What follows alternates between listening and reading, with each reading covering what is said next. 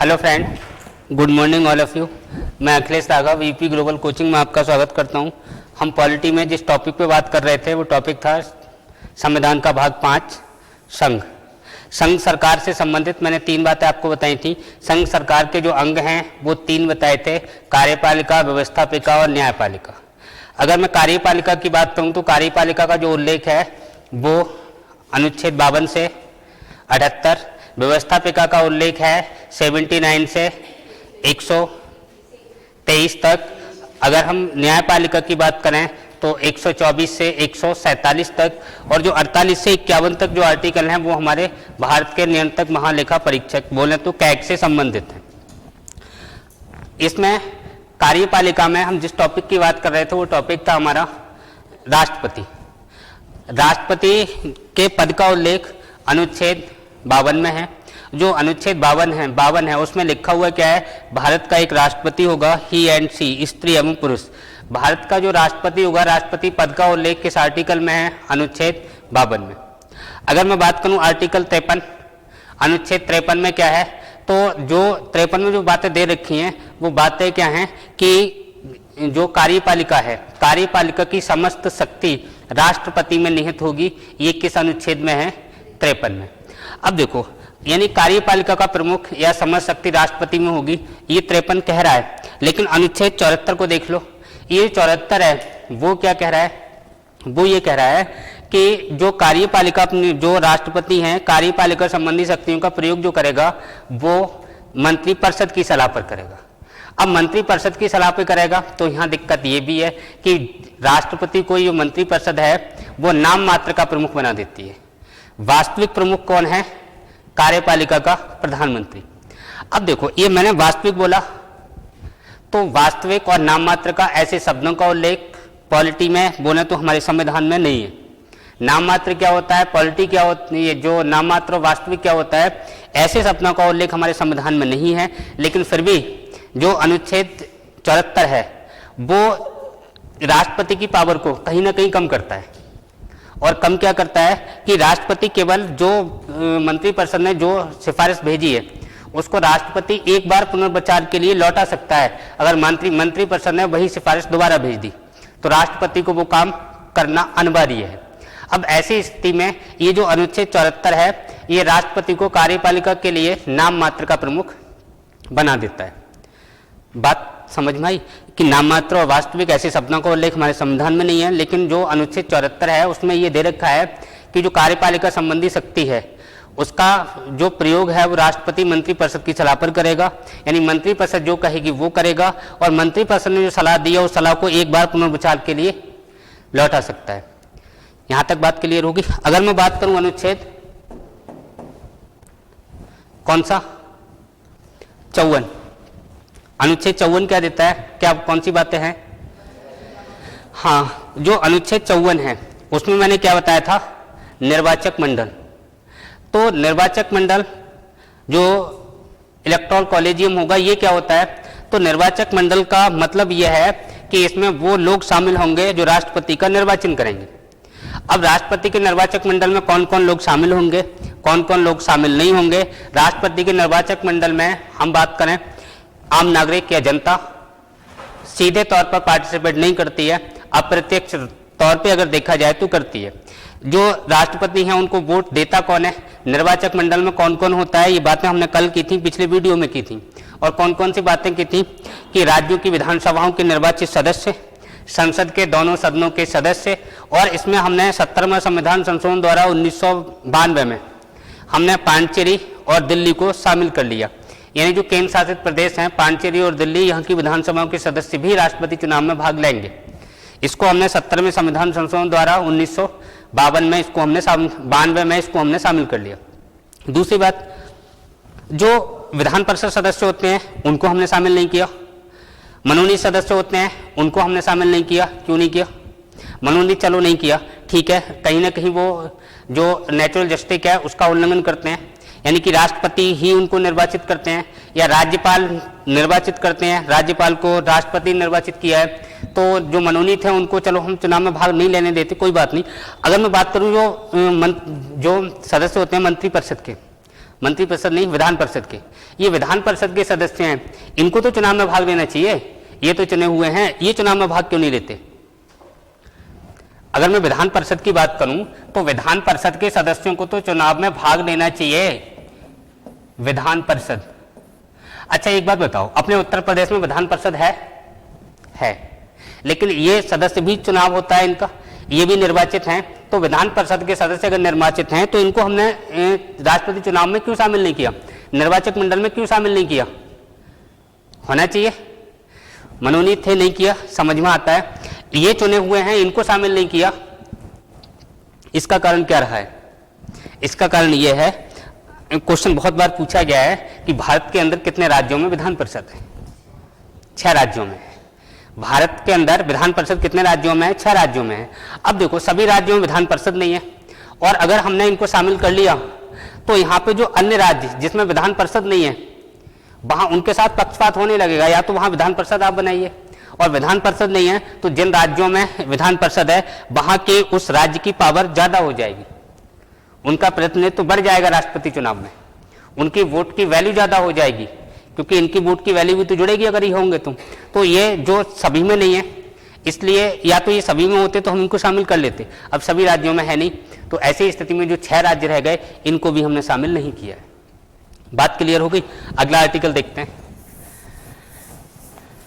52 हो गया, 53 हो गया, 54 हो गया, 55 में क्या था?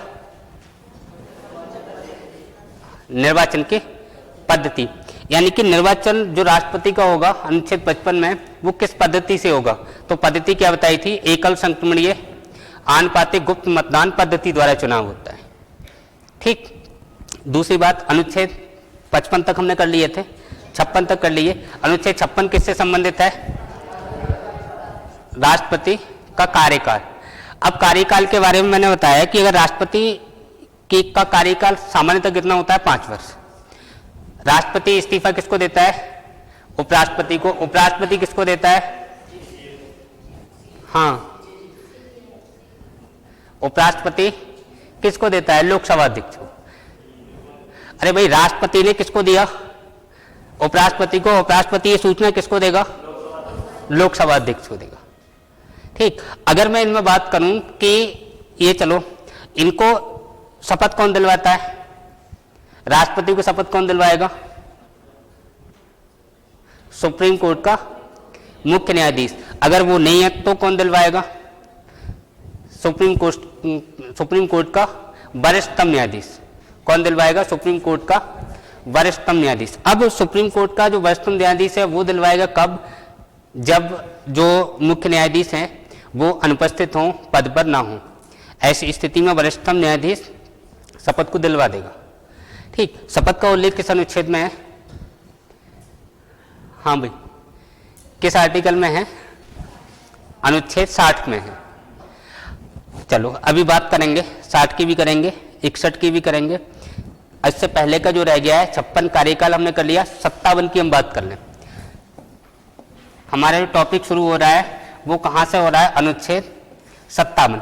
इससे पहले जो 56 तक हैं वो हमारे कवर हो गए, जिसके रह गए हों, छूट गए हों, वो पिछली वीडियो में देख लेना, मिल जाएंगे। अब ये अनुच्छेद 57 ये किसकी बात करता है? पुनः निर्वाचन की बात करता है। किसकी बात करता है? पुनः निर्वाचन। अब देखो, अगर आपसे पूछा जाए कि जो राष्ट्रपति है वो एक व्यक्ति राष्ट्रपति कितनी बार बन सकता है? 1 बार, 2 बार, कितनी ही बार? अगला ऑप्शन है कि संविधान इसके बारे में मौन है। आंसर क्या दोगे? 1 बार, 2 बार, अनेक बार, या संविधान? लास्ट ऑप्शन है संविधान इसके बारे में मौन है। आंसर क्या होगा? संविधान मौन नहीं है। संविधान मौन नहीं है। स्पष्ट शब्दों में लिखा है, अनुच्छेद 57 में लिखा है। और क्या लिखा है? जो राष्ट्रपति है वो कितनी ही बार बन सकता है? पुनः निर्वाचन। यानी राष्ट्रपति, कोई भी व्यक्ति जो राष्ट्रपति है वो कितनी ही बार बन सकता है?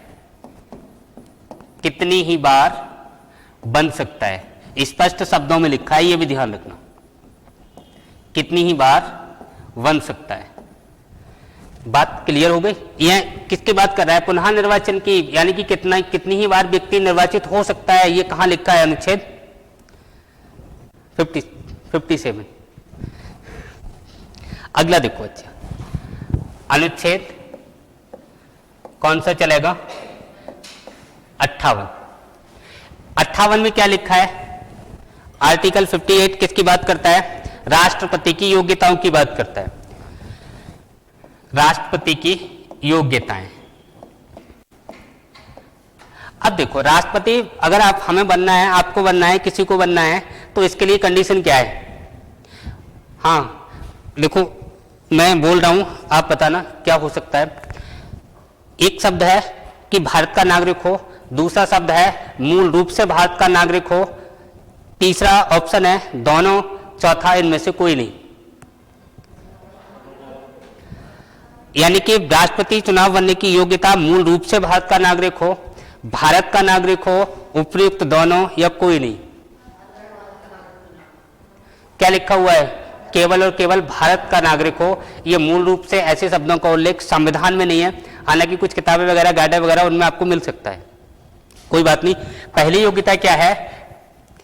वह भारत का नागरिक हो, वह भारत का नागरिक हो। दूसरी बात क्या लिखी है?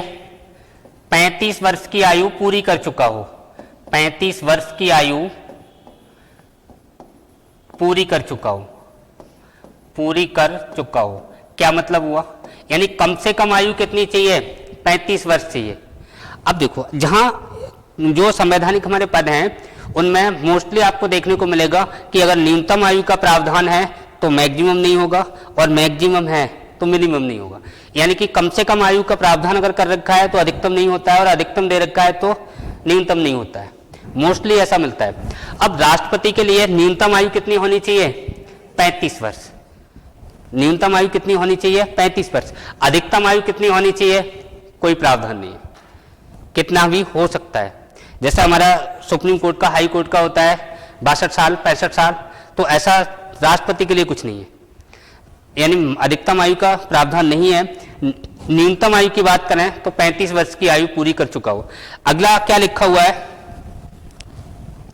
लोकसभा सदस्य बनने की योग्यता रखता हो।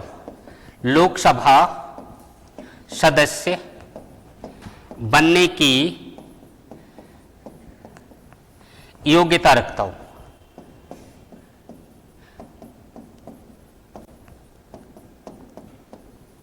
बात क्लियर हो गई? अब देखो, लोकसभा सदस्य यहां पे बनने की ये योग्यता रखता हो, लोकसभा का सदस्य ना हो, ये भी ध्यान रखना।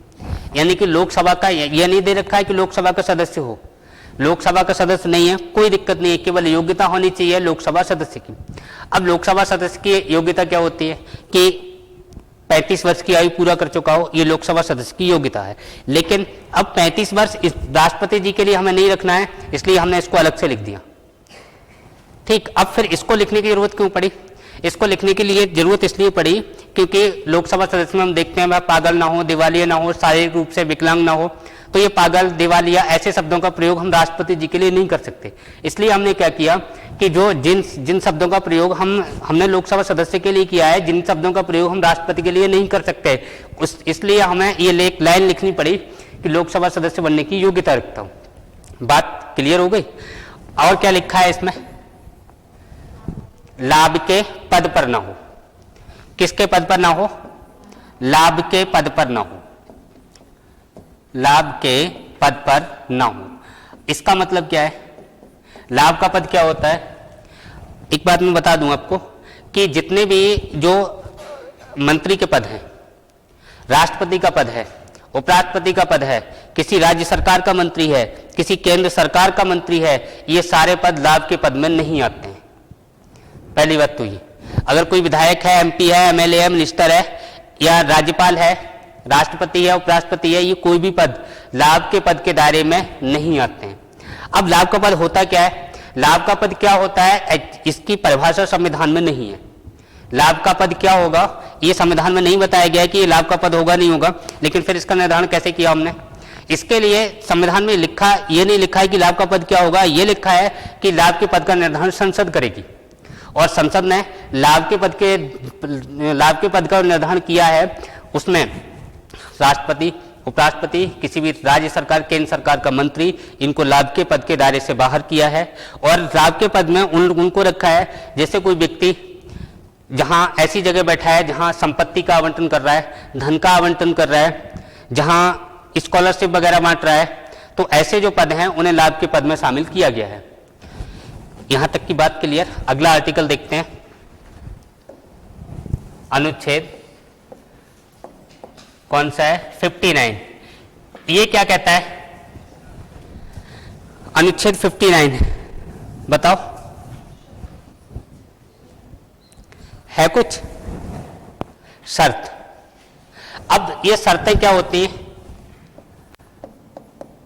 शर्त का मतलब है कंडीशन। अब ये जितनी भी कंडीशन है ना, वो आपके चुनाव होने के बाद, यानी कि राष्ट्रपति बनने के बाद लागू होती है, ध्यान रखना। योग्यताएं राष्ट्रपति बनने से पहले की बात है, और जो कंडीशंस की मैं बात कर रहा हूं, शर्तों की बात कर रहा हूं, ये राष्ट्रपति बनने के बाद की बात है। अब राष्ट्रपति बनने के बाद संसद के किसी भी सदन का सदस्य, संसद का सदस्य नहीं हो सकता, राज्य के विधानमंडल का, यानी संसद का बोले तो लोकसभा और राज्यसभा, राज्य विधानमंडल बोले तो विधानसभा और विधान परिषद, इनका सदस्य नहीं हो सकता। और क्या नहीं हो सकता कि पद पर रहते हुए इसके वेतन में कमी नहीं की जा सकती। इसका जो वेतन है वो कितना है आज की डेट में, 5 लाख। राष्ट्रपति जी का वेतन कितना है, 5 लाख मंथली। वेतन में कमी नहीं की जा सकती। इसके जो भत्ते हैं उनको कम नहीं किया जा सकता। ये कंडीशंस हैं, शर्तें हैं, लिख लेते हैं 2-3 शर्तें। शर्त या कंडीशन क्या है, पहली शर्त,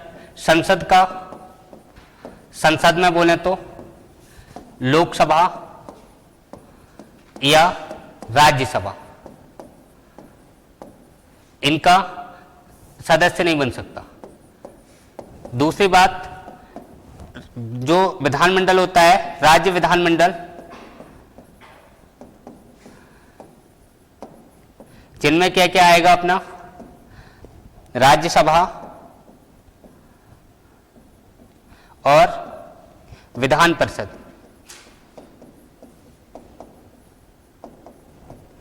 ठीक। दूसरी बात और क्या हो सकता है यहाँ पे कि पद पर रहते हुए इनके वेतन और भत्ते, वेतन व भत्तों में कमी नहीं की जा सकती, कमी नहीं की जा सकती।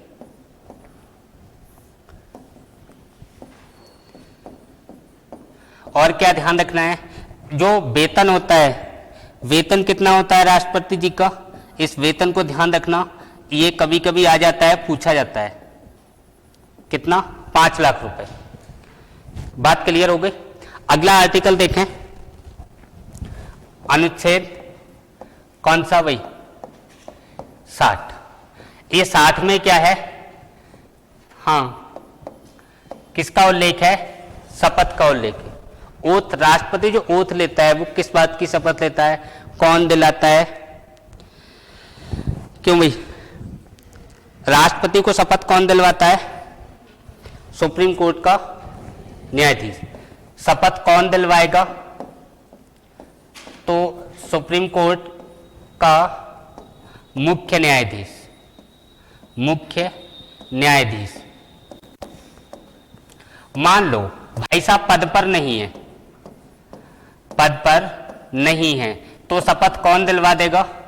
अगर सुप्रीम कोर्ट के मुख्य न्यायाधीश पद पर नहीं है तो शपथ कौन दिलवा देगा, हाँ, सुप्रीम कोर्ट का वरिष्ठतम न्यायाधीश, वरिष्ठतम न्यायाधीश, ठीक। जो राष्ट्रपति जी शपथ ले रहे हैं, ये शपथ किसकी ले रहे हैं, हाँ, संविधान की रक्षा, संविधान की रक्षा एवं जन कल्याण की, एवं जन कल्याण की। देखो ये जो बातें मैंने लिखी, इसको थोड़ा इंपोर्टेंट कर लेना। ये जो शपथ हैं पूछी जाती है कि राष्ट्रपति किस बात की शपथ लेते हैं या राष्ट्रपति की शपथ का उल्लेख कहाँ है? अनुच्छेद 60 में। अच्छा, एक बात मैं आपको बता दूं, जो राष्ट्रपति हैं, उपराष्ट्रपति हैं, राज्यपाल हैं, राष्ट्रपति, उपराष्ट्रपति और राज्यपाल, ये जो 3 व्यक्ति ऐसे हैं, इनकी शपथ का उल्लेख इनसे संबंधित अनुच्छेदों में है। बाकी जितने भी संवैधानिक पदाधिकारी बचते हैं, उनकी शपथ का उल्लेख अनुसूची 3 में है। बात क्लियर हो गई? अगर आपको इन 3 व्यक्तियों को छोड़ के किसी भी व्यक्ति की शपथ का उल्लेख पूछा जाए तो अनुसूची 3 आंसर होगा। अगर राष्ट्रपति का पूछा जाए तो राष्ट्रपति का आपका अनुच्छेद 60 हो गया। इसी तरीके से आपको राज्यपाल का पूछा जाए तो राज्यपाल से संबंधित जो अनुच्छेद है 161 उसमें होगा। अगर उपराष्ट्रपति का पूछा जाए तो उपराष्ट्रपति से संबंधित अनुच्छेद कितना है? 69, 69 उसमें दे रखा है। यानी राष्ट्रपति, उपराष्ट्रपति और राज्यपाल, इनसे संबंधित शपथ का उल्लेख इनसे संबंधित आर्टिकल में होगा। बाकी अन्य संवैधानिक पदाधिकारी हैं, उनकी शपथ का उल्लेख उनसे अनुसूची 3 के अंतर्गत है। बात क्लियर हो गई? अब देखो, संविधान की रक्षा हम जन कल्याण की शपथ लेंगे। शपथ कौन दिलवाएगा? कौन दिलवाएगा? CJI, chief justice of India. ये CJI ने शपथ दिलवाई, ये क्या शपथ दिलवाई? क्या बताओगे? संविधान की रक्षा एवं जल कल्याण की शपथ दिलवाते हैं। अरे बात क्लियर हो गई? अगला बात कर लेते हैं, अनुच्छेद कौन सा? 61। अगर मैं अनुच्छेद 61 की बात करूं तो इसमें क्या लिखा है? अनुच्छेद 61, एक शब्द में लिख रहा हूं, महाभियोग। महाभियोग, ये जो महाभियोग शब्द का उल्लेख 2 अनुच्छेदों में है। कौन कौन से अनुच्छेद? 56 और 61। अब 56 और 61 दोनों में इंपीचमेंट शब्द दे रखा है, महाभियोग शब्द दे रखा है। मतलब क्या है? अगर मैं अनुच्छेद 56 की बात करूं तो ये क्या कहता है कि महाभियोग क्यों लाया जाएगा? किसकी बात करता है कि महाभियोग क्यों लाया जाएगा? महाभियोग क्यों लाया जाएगा? लाया जाएगा, इसकी बात कौन करता है? अनुच्छेद 56। महाभियोग की प्रक्रिया क्या होगी? महाभियोग की प्रक्रिया क्या होगी, इसकी बात कौन सा करता है? अनुच्छेद 61। दोनों ही अनुच्छेद किससे संबंधित हैं? महाभियोग से। ठीक, अगर आपसे पूछा जाए महाभियोग से संबंधित अनुच्छेद 56, 61, उपयुक्त दोनों, कोई नहीं। आंसर क्या बताना है? उपयुक्त दोनों। अगर क्वेश्चन दे रखा है महाभियोग प्रक्रिया का उल्लेख है, अनुच्छेद 56, 61 दोनों या कोई नहीं, आंसर आपको 61 देना है। बात समझ में आई? अगर प्रक्रिया पूछी जाए तो 61, केवल महाभियोग शब्द का उल्लेख पूछा जाए तो 56 और 61 दोनों ही बताने हैं। अरे इतनी बातें क्लियर हो गई? अब देखो, चलो प्रक्रिया कंप्लीट करते हैं। पहले यह महाभियोग की प्रक्रिया है। महाभियोग, सुनो जरा, ये जो महाभियोग है, ये महाभियोग आएगा क्यों? प्रक्रिया अभी बात कर लेंगे। महाभियोग क्यों आएगा, क्या कारण है? तो सिर्फ इसका एक ही कारण है, वायलेशन ऑफ कॉन्स्टिट्यूशन, संविधान का अतिक्रमण करने पर। महाभियोग क्यों आएगा? संविधान का अतिक्रमण करने पर, संविधान का उल्लंघन करने पर, वायलेशन ऑफ कॉन्स्टिट्यूशन। सिर्फ एक ही आधार है, बाकी और कोई आधार नहीं है। महाभियोग अगर किसी राष्ट्रपति जी के खिलाफ लाना है तो महाभियोग का कारण क्या होगा, यानी क्यों आएगा कारण, या बोलूं तो क्यों लाया जाएगा। तो क्यों लाने का कारण आप क्या बताओगे?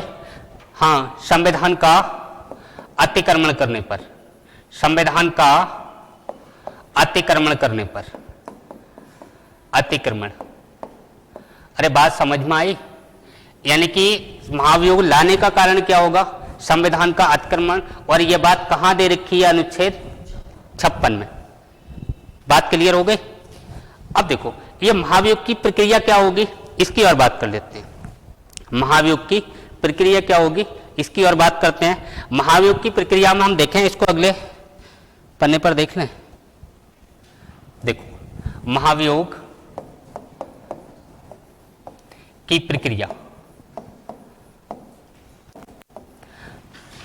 ये तो बात हमें पता लग गई, महाभियोग क्यों आएगा, इंपीचमेंट क्यों आएगा, अगर संविधान का अतिक्रमण हुआ है, वायलेशन ऑफ कॉन्स्टिट्यूशन हुआ है, ऐसी स्थिति में महाभियोग आएगा। अब महाभियोग आएगा तो महाभियोग कहाँ आएगा? संसद में आएगा। कहाँ आएगा? संसद में आएगा। अब संसद के 2 सदन होते हैं, कौन कौन सा? एक लोकसभा होता है और दूसरा अपना राज्यसभा होता है। कौन से सदन में आएगा? लोकसभा में आएगा या राज्यसभा में आएगा? हाँ, किसी भी सदन में आएगा। अगर हमें इसको लाना है, राष्ट्रपति के खिलाफ महाभियोग लाना है, तो जरूरी नहीं है आप लोकसभा में लाएं, जरूरी ये भी नहीं है आप राज्यसभा में लाएं। कहाँ लाएंगे? किसी भी सदन में हम ला सकते हैं। अब मान लो अगर हमें जो महाभियोग है ये किस में लाना है? लोकसभा में लाना है।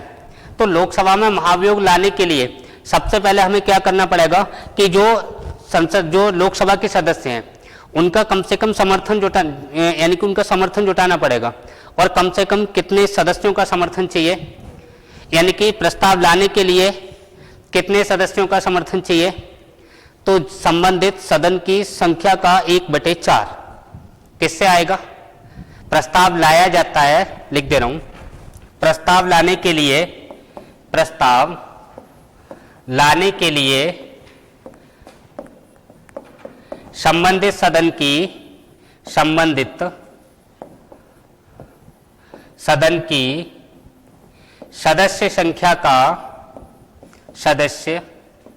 संख्या का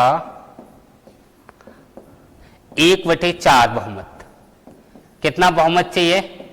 1/4, यानी 1/4 बहुमत से प्रस्ताव लाया जा सकता है। प्रस्ताव लाने के लिए सदस्य संख्या का कितना बहुमत चाहिए? 1/4। मान लो अब ये प्रस्ताव आ गया। अब आपने सुना होगा कि जो राष्ट्रपति को 14 दिन पहले सूचना भेजनी पड़ती है। किससे? प्रस्ताव लाने से पहले या प्रस्ताव लाने के बाद? राष्ट्रपति को 14 दिन की हम पूर्व सूचना देते हैं। तो प्रस्ताव लाने से पहले या प्रस्ताव लाने के बाद? हाँ, प्रस्ताव लाने के बाद। ठीक, ये प्रस्ताव तो हम कभी भी ला सकते हैं, 14 दिन पहले देने की सूचना देने की जरूरत नहीं है। अब अगर हमें जैसे ही हम प्रस्ताव लेके आए, अब जिस दिन इस प्रस्ताव पे चर्चा होनी है उस चर्चा से 14 दिन पहले आपको राष्ट्रपति को सूचित करना पड़ेगा, जिससे राष्ट्रपति जी आए और अपनी सफाई पेश करें। अब राष्ट्रपति खुद आ सकते हैं, अपने किसी भी व्यक्ति को, अपनी तरफ से व्यक्ति को भेज सकते हैं, वकील को भेज सकते हैं। राष्ट्रपति खुद भी आ सकते हैं, ना आना चाहे कोई दिक्कत नहीं है। तो यहाँ पे जो प्रस्ताव हमें लाना है ये तो हम कभी भी ला सकते हैं। और संबंधित सदन का मतलब अगर लोकसभा में है तो लोकसभा सदन की, राज्यसभा में है तो राज्यसभा सदन की संख्या का 1/4 के बहुमत से इस प्रस्ताव को हम ला सकते हैं। अब प्रस्ताव हम जैसे ही लेके आए तो प्रस्ताव लाने के बाद अब निर्धारित यह होगा कि हमें जिस पे चर्चा करनी है, बैठक करनी है, और इस बैठक से जो इस प्रस्ताव पे चर्चा होनी है उससे 14 दिन पहले राष्ट्रपति को सूचित करना पड़ता है। लिख लेना इसको। प्रस्ताव पर चर्चा होने से 14 दिन पूर्व राष्ट्रपति को, प्रेसिडेंट को सूचित करना अनिवार्य है। प्रेसिडेंट को सूचित करना अनिवार्य है। अरे बात कुछ समझ में आई? इस प्रस्ताव पे जो हमें चर्चा करनी है उससे 14 दिन पहले राष्ट्रपति को सूचित करना अनिवार्य है।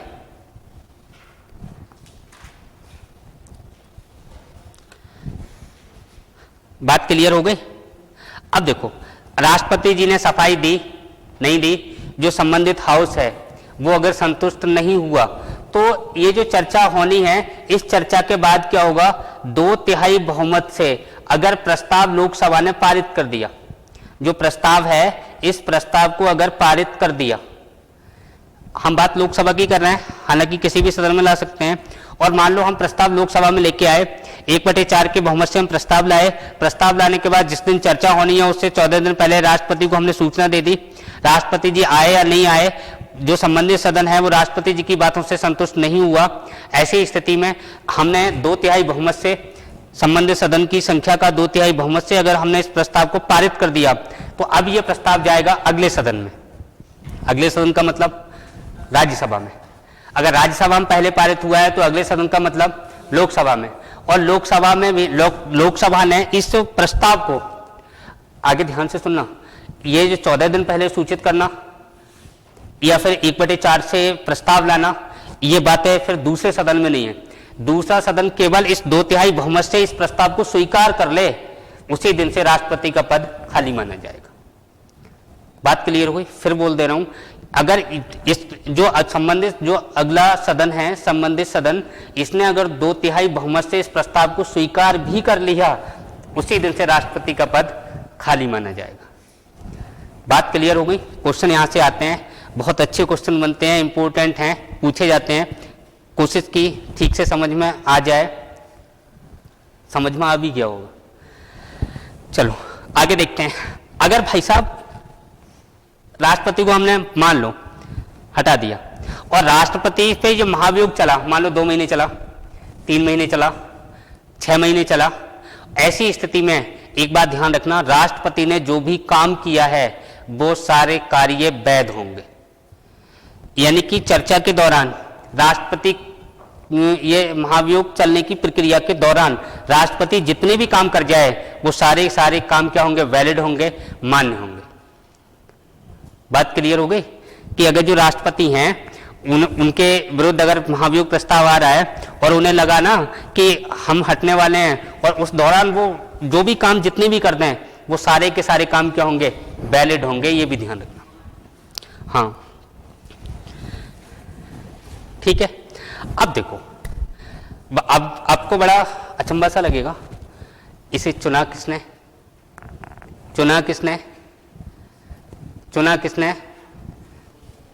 राज्यसभा के सदस्यों ने, लोकसभा के सदस्यों ने, संबंधित सदन के जो राज्य विधानसभा हैं, राज्य विधानसभाओं के सदस्यों ने।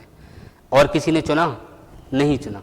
अरे भाई, मनोनीत ने भाग नहीं लिया, विधान परिषद सदस्यों ने भाग नहीं लिया, लेकिन महाभियोग प्रक्रिया में अगर बात पूछी जाए, इसको हटाने के प्रक्रिया में, तो हटाने की प्रक्रिया में जिसने चुना है वो क्या, जो राज्यों के विधानसभा सदस्य हैं उन्होंने चुना है, वो इस हटाने की प्रक्रिया में भाग नहीं लेंगे। दूसरी बात, मैंने कहा ये जो मनोनीत सदस्य थे जिन्होंने इनको नहीं चुना, वो इसको हटाने में भाग लेंगे, ये भी ध्यान रखना। अब देखो, ये यहाँ कुछ उल्टा सीधा आपको लग रहा है कि जिन्होंने चुना उन्होंने हटाया नहीं, जिन्होंने नहीं चुना वो लोग हटा रहे हैं। तो यही एक कारण है, इसके कारण इस महाभियोग की प्रक्रिया को अर्ध न्यायिक प्रक्रिया कहा गया। इस महाभियोग की प्रक्रिया किस नाम से जानते हैं? अर्ध न्यायिक प्रक्रिया। क्या कहा गया? अर्ध न्यायिक प्रक्रिया। क्यों कहा गया? इसका कारण यह है कि अर्ध न्यायिक प्रक्रिया जो हम कह रहे हैं उसका कारण क्या है कि इसमें जिन सदस्यों ने चुना उन्होंने हटाया नहीं, और जिन्होंने चुना नहीं उन्होंने हटाया। कहने का मतलब, इसमें राज्यसभा, लोकसभा प्लस मनोनीत सदस्य। देखो कौन कौन भाग लेते हैं वो सुन लो। अब लोकसभा के सदस्य भाग लेंगे, राज्यसभा के सदस्य भाग लेंगे, और यहाँ पे जो मनोनीत सदस्य हैं जिन्होंने नहीं चुना, मनोनीत सदस्य, ये भी महाभियोग की प्रक्रिया में भाग लेते हैं। अब चुनने के लिए किस किस ने भाग लिया? लोकसभा ने लिया, राज्यसभा ने लिया, राज्यों के जो विधानसभा सदस्य हैं उन्होंने भी भाग लिया, लेकिन उन्होंने हटाया नहीं। इनके चुनाव में मनोनीत सदस्यों ने भाग नहीं लिया, लेकिन महाभियोग प्रक्रिया में ये लोग भाग ले रहे हैं, इसीलिए इसको क्या कहा गया? अर्ध न्यायिक प्रक्रिया कहा गया। अरे इतनी बातें क्लियर हो गई? अब देखो और कुछ अलग बातें हैं जहां से क्वेश्चन पूछे जाते हैं, उनकी 5 मिनट बात कर लेते हैं। और वो क्वेश्चन क्या है सुनो जरा। मान लो ये जो राष्ट्रपति का चुनाव हुआ, प्रेसिडेंट का चुनाव,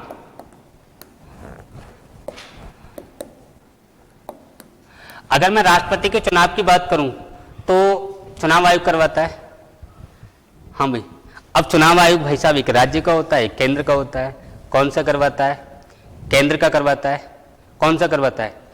केंद्रीय चुनाव आयोग करवाता है, सेंटर का करवाता है। ये केंद्रीय चुनाव आयोग जो चुनाव करवाता है, चुनाव आयोग किस अनुच्छेद में है? अनुच्छेद 324। बात समझ में आई? किसमें है? अनुच्छेद 324। केंद्रीय चुनाव आयोग, केंद्रीय चुनाव आयोग,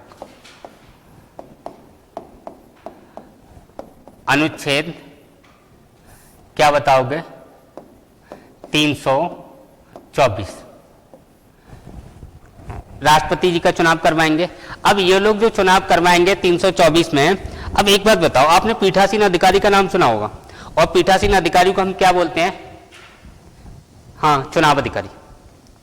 पीठासीन को हम क्या बोलते हैं? चुनाव अधिकारी। अब यहाँ ये 324 के तहत जो चुनाव आयोग है ये चुनाव करवाएगा। ये केंद्रीय चुनाव आयोग है। भारत में कितने प्रकार के चुनाव आयोग हैं? एक राज्य स्तर का होता है और एक केंद्र का होता है। अब जो राज्य स्तर का है वो कौन कौन से चुनाव करवाता है? हाँ, अरे 74वां संविधान संशोधन हुआ है ना, और वहीं पर उसी समय ये राज्य चुनाव आयोग बनाया गया है। और ये किस चुनाव के लिए? नगरीय चुनाव के लिए, निकाय के चुनाव के लिए। जो नगरीय चुनाव हैं उन्हें कौन करवाएगा? राज्य निर्वाचन आयोग। और नगरीय चुनाव को छोड़कर बाकी कोई भी चुनाव हो, सबके सब कौन करवाएगा? केंद्रीय चुनाव आयोग। अब केंद्रीय चुनाव आयोग जिसका उल्लेख संविधान के अनुच्छेद 324 में है, ये राष्ट्रपति का चुनाव करवाता है। लेकिन यहाँ पे पीठासीन अधिकारी कौन होता है? यानी कि प्रेसिडेंट के चुनाव में पीठासीन अधिकारी, पीठासीन अधिकारी किसको बनाया जाता है? पीठासीन अधिकारी कौन होता है? चुनाव अधिकारी कौन होता है? देखो, ये चुनाव अधिकारी होगा, ये कभी लोकसभा का महासचिव, लोकसभा का महासचिव, कभी राज्यसभा का महासचिव, राज्यसभा का महासचिव कौन होगा? यानी एक बार लोकसभा का महासचिव होगा और अगली बार राज्यसभा का महासचिव होगा। ये बारी बारी से चुनाव अधिकारी के रूप में काम करते हैं। अगर मैं महासचिव की बात करूं तो ये महासचिव की नियुक्ति करता कौन है भाई? महासचिव की नियुक्ति कौन करता है? महासचिव की नियुक्ति कौन करता है? प्रधानमंत्री, राष्ट्रपति, उपराष्ट्रपति या प्रधानमंत्री की सलाह पर राष्ट्रपति, इनमें से कोई नहीं। कौन करता है? हाँ, कौन करता है? लोकसभा अध्यक्ष। ध्यान रखना, ये जो महासचिव है, इस महासचिव की नियुक्ति कौन करता है? ये लोकसभा के महासचिव की नियुक्ति कौन करता है? लोकसभा अध्यक्ष। लोकसभा अध्यक्ष कौन करेगा? लोकसभा अध्यक्ष करेगा। अब ये जो महासचिव होता है, ये होता कौन है? ये जो आईएएस कैडर के अधिकारी होते हैं उनमें से बनाया जाता है। जो आईएएस लेवल के अधिकारी होते हैं उनमें से महासचिव की नियुक्ति होती है। और महासचिव की नियुक्ति कौन करता है? लोकसभा का सदन है तो लोकसभा अध्यक्ष करेगा, और राज्यसभा का अगर है तो राज्यसभा का अध्यक्ष करेगा। ठीक। दूसरी बात, एक क्वेश्चन पूछा गया है इसलिए उसकी मैं बात कर रहा हूं। प्रथम महिला लोकसभा अध्यक्ष कौन थी? हाँ, प्रथम महिला लोकसभा की सचिव। लोकसभा अध्यक्ष कौन थी? अध्यक्ष भी पूछा गया है, मीरा कुमार। प्रथम लोकसभा अध्यक्ष महिला कौन थी? मीरा कुमार। अगर मैं पूछूं प्रथम लोकसभा महासचिव महिला कौन थी? हाँ, स्नेहलता। कौन थी? स्नेहलता श्रीवास्तव। अगर पूछा जाए वर्तमान में लोकसभा का महासचिव कौन है, बताओ? उत्पल कुमार सिंह। वर्तमान में लोकसभा का महासचिव कौन है? उत्पल कुमार सिंह। बात समझ में आई? अब देखो, जो राष्ट्रपति का जो चुनाव होता है उसकी थोड़ी और बात कर लें। मान लो प्रेसिडेंट का चुनाव,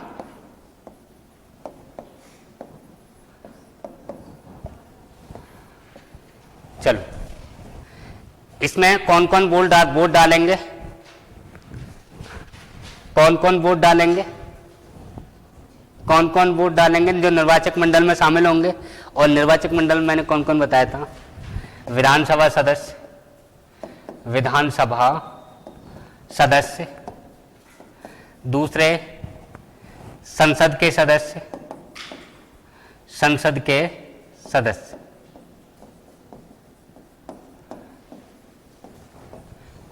ठीक है। अब देखो जो क्वेश्चन पूछने लायक है वो क्वेश्चन मैं बता दे रहा हूं।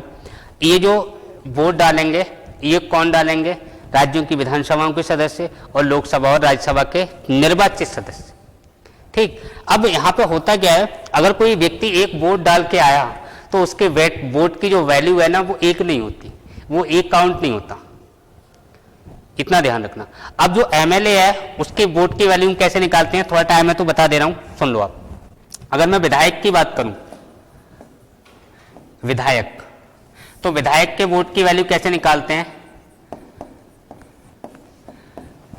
विधायक के वोट की वैल्यू हम कैसे निकालेंगे बताओ? उस राज्य की कुल जनसंख्या, यानी कि उस राज्य की कुल जनसंख्या बटे में किसको लिखेंगे? निर्वाचित विधानसभा सदस्यों की संख्या, निर्वाचित विधायकों की संख्या, विधायकों की संख्या गुणा 1/1000। कैसे निकालेंगे? अब देखो ये उस राज्य की जो जनसंख्या आई, अब जनसंख्या कम है तो वोट की वैल्यू कम हो जाएगी, जनसंख्या बढ़ेगी तो वोट की वैल्यू बढ़ जाएगी। बात समझ में आई? अब दूसरा क्वेश्चन इंपॉर्टेंट क्वेश्चन है वैसे, अगर आपसे पूछा जाए कि सबसे ज्यादा वोट की वैल्यू, जो विधायक के वोट की वैल्यू सर्वाधिक, विधायक के वोट की वैल्यू सर्वाधिक किस राज्य के विधायक की वोट की वैल्यू है? अगर एक राज्य में जितने विधायक हैं प्रत्येक विधायक के वोट की वैल्यू समान होगी, ठीक। अब अगर क्वेश्चन पूछ लिया जाए, मैंने आपको यह बताया कि ये जनसंख्या पर डिपेंड करता है, जिनकी जनसंख्या ज्यादा होगी उनकी वोट की वैल्यू ज्यादा होगी, जिनकी जनसंख्या कम होगी उनकी वोट की वैल्यू कम होगी। तो मेरा क्वेश्चन यह है कि भारत के अंदर किस राज्य के विधायक के वोट की वैल्यू सबसे ज्यादा है? आंसर क्या होगा? उत्तर प्रदेश। हाँ, अगर मैं बात करूं सर्वाधिक मूल्य उत्तर प्रदेश के विधायक का है, यूपी के विधायक का, यूपी के विधायक का, और ये मूल्य है कितना? 208। ये हम देखते हैं ना कि वो 5 लाख वोट पड़े कि 4 लाख पड़े, तो इतने तो हमारे यहाँ सांसद और विधायक भी नहीं है। फिर ये कहां से हो जाते हैं कि जो एक जो विधायक वोट डाल के आया है ना उत्तर प्रदेश का अपना, उसकी वैल्यू कितनी हो गई? अगर 2 लोगों ने डाल दिए तो कितने हो गए? 416। तो ये काउंट होते हैं जो आंकड़ा हमें टीवी पर दिखाते हैं, सदस्यों की संख्या नहीं दिखाई जाती है कि वो 5 लाख, वो 3 लाख, जो लाखों में चलता है वो ये वैल्यू है, ठीक। दूसरी बात, अगर आपसे पूछा जाए सबसे कम किस राज्य के विधायक के वोट की वैल्यू है, सबसे कम मूल्य किस राज्य के विधायक के वोट का है, क्या बताओगे? सिक्किम। कहां के विधायक का है? सिक्किम। और सिक्किम के विधायक का मूल्य कितना है? केवल 7। सिक्किम का जो विधायक है उसके वोट की वैल्यू कितनी है? 7। दूसरी बात सुनो, अगर यहां पे हम देखें, मैंने अभी लिखा कि उस राज्य की जनसंख्या बटे निर्वाचित विधानसभा सदस्यों की संख्या गुणा 1/1000। अब मैंने ये बताया कि जो विधायक के वोट का मूल्य है वो प्रत्येक राज्य के लिए अलग अलग होगा। क्यों? क्योंकि जनसंख्या पर डिपेंड करेगा, है नहीं। तो यहां जनसंख्या जो हम लेते हैं, राष्ट्रपति के चुनाव में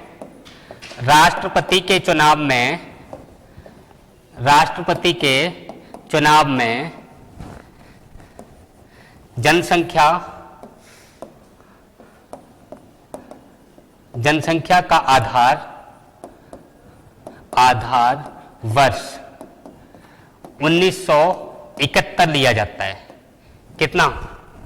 1971 की जनगणना के अनुसार हम आज भी वही जो हालांकि 2011 में जनगणना हो गई, उसके अनुसार हम अभी भी नहीं लेते हैं। यहाँ पे जो हम राष्ट्रपति के वोट की वैल्यू, जो विधायक या सांसद हैं, इनके वोट की वैल्यू की जो हम गणना करते हैं, उसको आधार वर्ष हम कितना मानते हैं? 1977 में जो जनसंख्या थी उसी के आधार पर हम क्या करते हैं? राष्ट्रपति के वोट की वैल्यू निकालते हैं। राष्ट्रपति को जो लोग वोट डालना है, जो विधायक वोट डालना है, उनके विधायकों की वोट की वैल्यू जो निकाली जाती है, वो जनगणना वर्ष कौन सा लिया जाएगा? 1971 का। भाई साहब 2001 का क्यों नहीं? 1991 का क्यों नहीं? 81 का क्यों नहीं? 71 ही क्यों?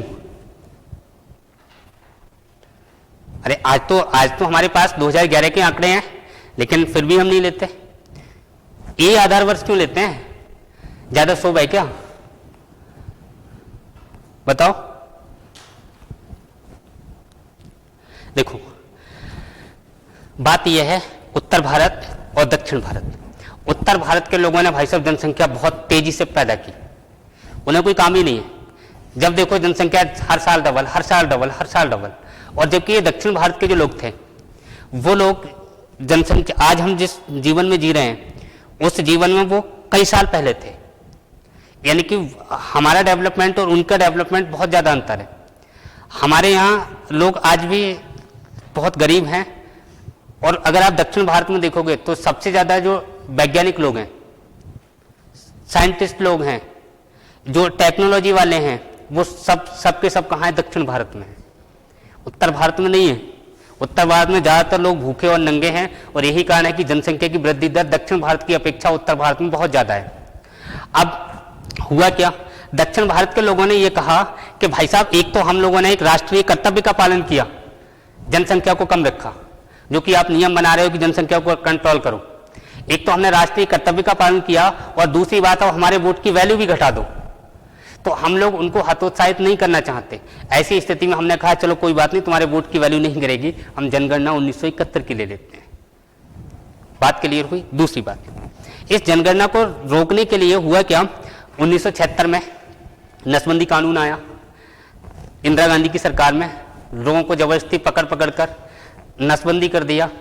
गए तो भाई साहब बाजार सौदा लेने, मार्केट गए, उधर से पता लगा, बीवी ने देखा कि कैसे आए कि नसबंदी हो गई। उधर भाई साहब लोगों ने घर भागना, छिपना, दबकना शुरू कर दिया। कुछ लोग ऐसे भी थे जिन्होंने अपनी जगह किसी दूसरे को, सरकारी नौकरी में थे, उनको नसबंदी अनिवार्य कर दिया।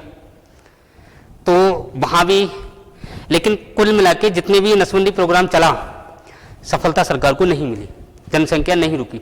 फिर क्या हुआ? बात है 2000 की, अटल जी की सरकार आती है। अब उन्होंने कहा कि पहले प्रयास काफ़ी कर लिए गए हैं जनसंख्या को रोकने के लिए, और आज तक नहीं रुकी, तो कि एक काम कर देते हैं। उन्होंने 84 में संविधान संशोधन 2000 में किया, और उन्होंने ये कहा कि अब तुम बच्चे बढ़ाते रहो, जितने बढ़ाओ तुम्हारे वोट की वैल्यू नहीं बढ़ेगी। तो अटल जी ने 84 में संविधान संशोधन द्वारा 2000 में एक विधेयक ला दिया, एक कानून ला दिया, और वहां कह दिया कि 2026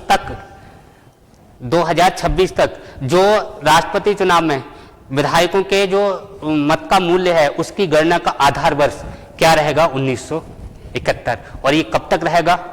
2026 तक। अब 26 तक रहता है, आगे बढ़ता है, क्या होता है क्या नहीं होता है वो बाद की बात है। बात समझ में आई? अच्छा, दूसरी बात, जो राष्ट्रपति हैं वो राष्ट्रपति शपथ कब लेते हैं? शपथ कब लेते हैं? 25 जुलाई को। शपथ कब लेते हैं? 25 जुलाई को। यह बात क्या संविधान में लिखी है? राष्ट्रपति शपथ कब लेते हैं? 25 जुलाई को। यह बात क्या संविधान में लिखी है? नहीं लिखी है। फिर कहां से आई? जो नीलम संजीव से रेड्डी थे, जो निर्विरोध चुने गए, निर्विरोध जो चुने गए, उन्होंने शपथ 1977 में 25 जुलाई को ली थी, और तभी से हम लोग 25 जुलाई को शपथ लेते चले आ रहे हैं। ये एक परंपरा सी बन गई है, जबकि संविधान में इस बात का उल्लेख नहीं है कि शपथ जो है 25 जुलाई को ली जाएगी। दूसरी बात, अगर जो सुप्रीम कोर्ट में जो जैसे मान लो राष्ट्रपति चुनाव में कोई गड़बड़ी हुई, तो इसका निपटारा कौन करेगा? इसकी सुनवाई कौन करेगा? केवल और केवल सुप्रीम कोर्ट करेगा, और किसी न्यायालय में आप नहीं जा सकते। बात समझ में आई? कौन करेगा? सुप्रीम कोर्ट, अनुच्छेद 71 के अनुसार।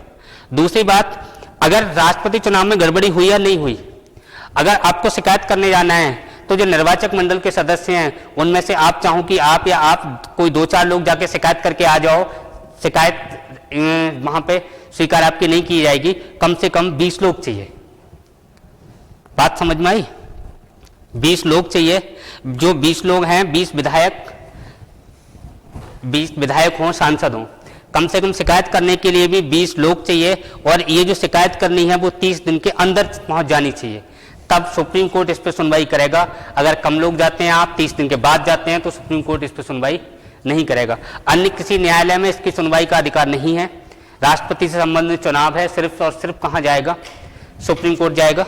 आज इस टॉपिक को हम यहीं खत्म करते हैं, टाइम ज़्यादा हो रहा है, कल बात करेंगे। थैंक यू, धन्यवाद।